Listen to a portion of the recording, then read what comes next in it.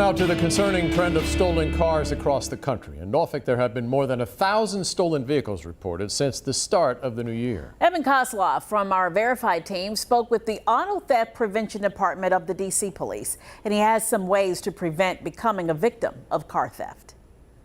Let's verify some tips on how to avoid becoming a victim with some help from our source. There has been a substantial increase. Sergeant Valkyrie Barnes from D.C. Police's Carjacking Task Force. Barnes tells us that there isn't just one hotspot for carjacking. It's happening all across the city, but they are seeing many happen in areas with nightlife, where drivers may be distracted. Typically, our carjacking victims are victimized when they're most vulnerable, when they're not paying attention or their focus is redirected elsewhere, they're on the phone. And she says that these carjackings tend to be crimes of opportunity, meaning it's not typically about the quality of the car. So just because I don't have a BMW or Mercedes, my Jetta's not safe, is what you're saying.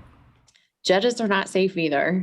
So let's get to the tips. First, Barnes says that you should avoid distractions when idling in your car. That means not looking at your phone. With a lot of our investigations, the complainants fortunately are very forthcoming with the fact I was sitting in my car, I was on my phone. This is the bullet idea. And this is why rideshare drivers are so often the victims, forced to idle often and look at their phones for new orders. Barnes adds that you should avoid distractions during transition points, getting in or out of your car, and that includes taking out the headphones. Tip number 3, consider adding a vehicle tracker to help with enforcement. And lastly, tip number 4, if a carjacker does try to steal your car, don't fight back. Just give them the car, give them the phone, give them whatever they're asking for. Everything can be replaced except for you.